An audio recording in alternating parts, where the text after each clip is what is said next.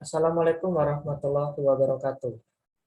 Pada pertemuan sebelumnya, kita sudah belajar tentang fungsi alih memiliki poles dengan zero, di mana poles itu adalah solusi dari penyebut dan zero adalah solusi dari pembilang. Pada poles, ketika dia berada di sisi kiri bidang imajiner, maka dia akan menyebabkan sistem stabil. Dan sebaliknya, ketika dia berada di sebelah kanan sebuah bidang imajiner, dia menjadi penyebab sistem itu tidak stabil.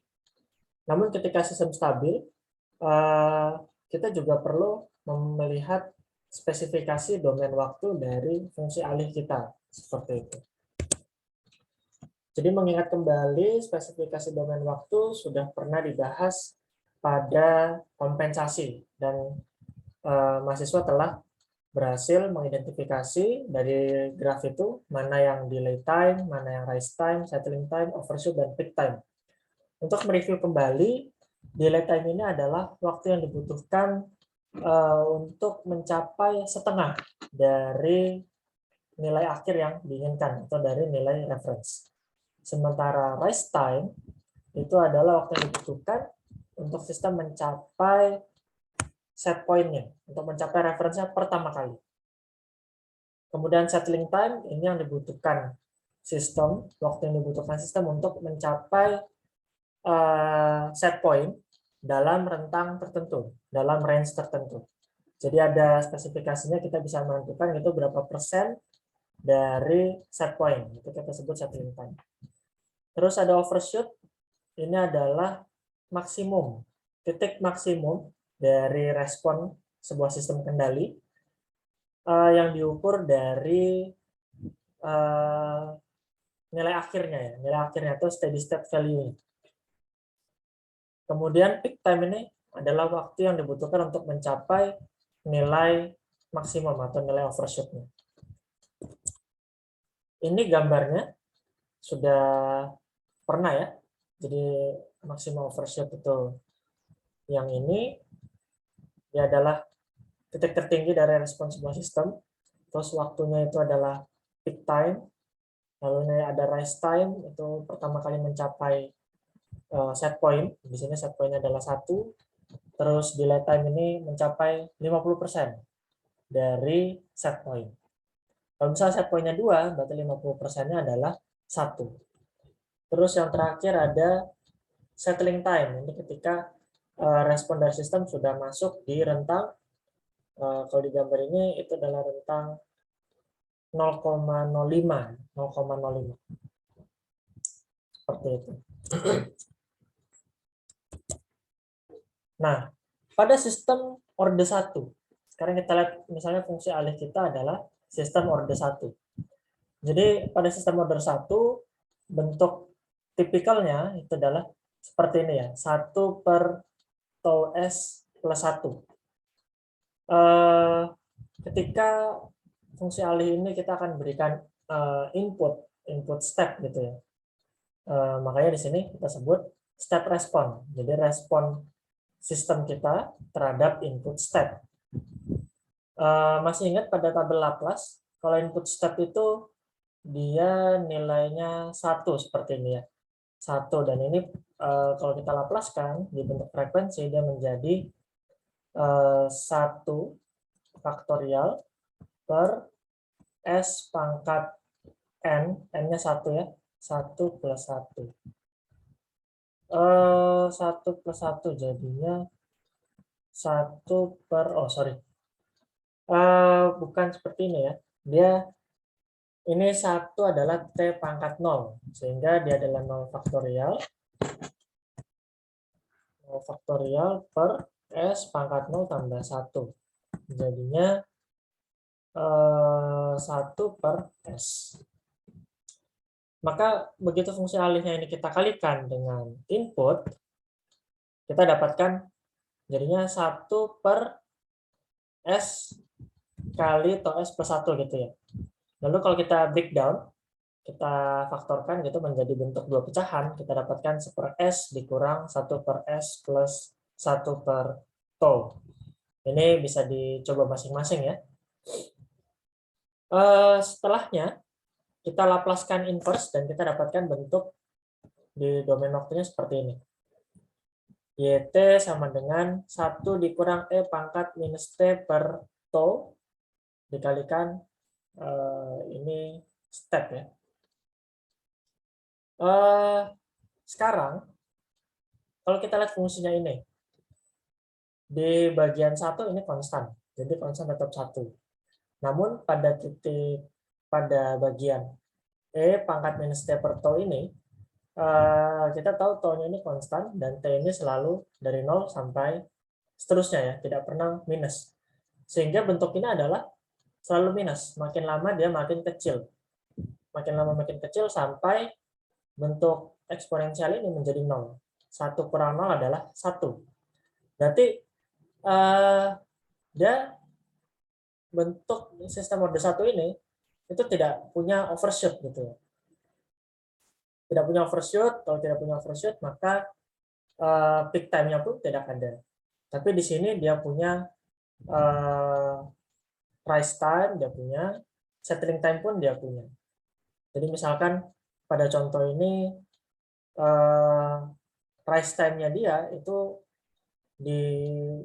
lebih cepat daripada tau-nya. Di sini tau-nya itu yang sama dengan di sini ya, konstantanya S. Ini kita sebut sebagai time constant. Ketika tau-nya itu 4 kali gitu ya, jadi sudah 4 kali time constant, itu dia sudah sekitar 2% selisihnya dengan set point. Jadi di sini kita bisa sebut sebagai apa di sini? Settling time ya.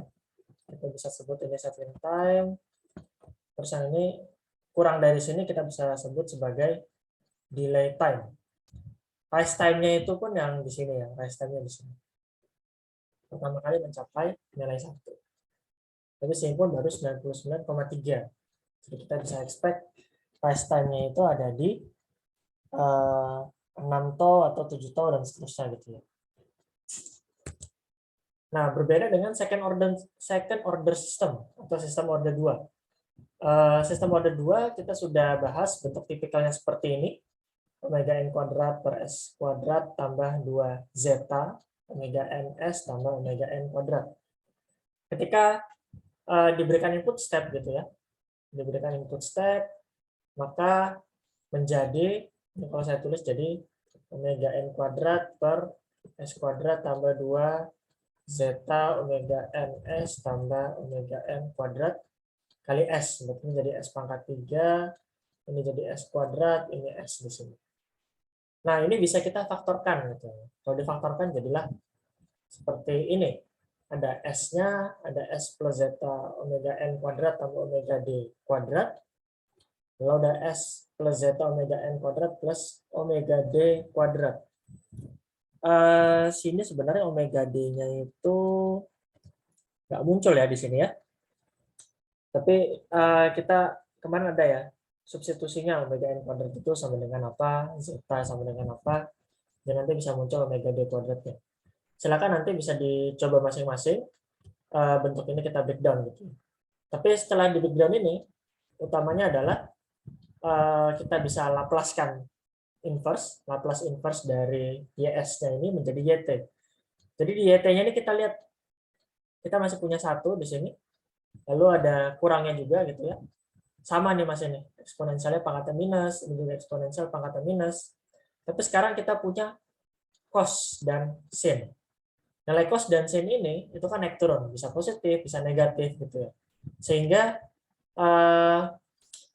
bentuk cos dan sin ini menyebabkan sistem order 2 ini berosilasi gitu. Maka demikian pada sistem order 2, spesifikasi domain waktu yang sudah disebutkan tadi itu terpakai semua. Dia punya overshoot, dia punya peak time, dia punya rise time, dia punya delay time, dan dia punya settling time. Kecuali ketika zeta-nya itu, dampingnya itu lebih besar dari 1. Ketika zeta-nya lebih besar dari 1, coba kita perhatikan. Zeta-nya lebih besar dari 1 di sini ya. Lebih besar dari 1, berarti ini dari segi eksponensial dia lebih cepat teredam gitu ya. Lebih cepat teredam, lebih cepat besar nilainya. Lalu kita lihat di sebelah sini cos omega dt ini nggak ada kaitannya dengan zeta. Kalau sebelah sini 1 dikurang 1 itu jadi 0. Kalau misalnya 1 dikurang 2, 1 dikurang 2 jadi minus 1. Akar minus 1 imajiner ya. Terus angka sini juga besar. Jadi angkanya imajiner di sini. Nilai omega D-nya itu juga jadi nggak signifikan gitu ya. Sehingga cos dan sin-nya ini itu nggak kelihatan lagi efeknya ketika zeta-nya ini lebih besar dari 1. Jadi dia mirip seperti sistem orde 1 ketika zeta-nya lebih besar dari 1. Respon yang biasa diinginkan pada sistem orde 2 itu biasanya ada di antara 0,4 sampai 0,8. Jadi zeta-nya di antara 0,4 sampai 0,8. Coba kita lihat. Kalau misalnya di 0,4 sampai 0,8 ini ya. Jadi dia masih punya overshoot gitu ya. Masih punya overshoot. Responnya pun juga sama ya. Tapi kalaupun ada overshoot dia tidak terlalu tinggi. Jadi nggak terlalu jauh besar overshootnya. Dan dia lebih cepat teredam. Jadi ini kita yang diinginkan seperti ini. Jadi itu tadi bedanya si sistem orde 1 dengan sistem orde 2. Pada sistem orde 1 tidak ada overshoot dan peak time. Namun di sistem orde 2 semua spesifik domain waktu itu akan digunakan gitu ya, untuk menentukan spek sistemnya.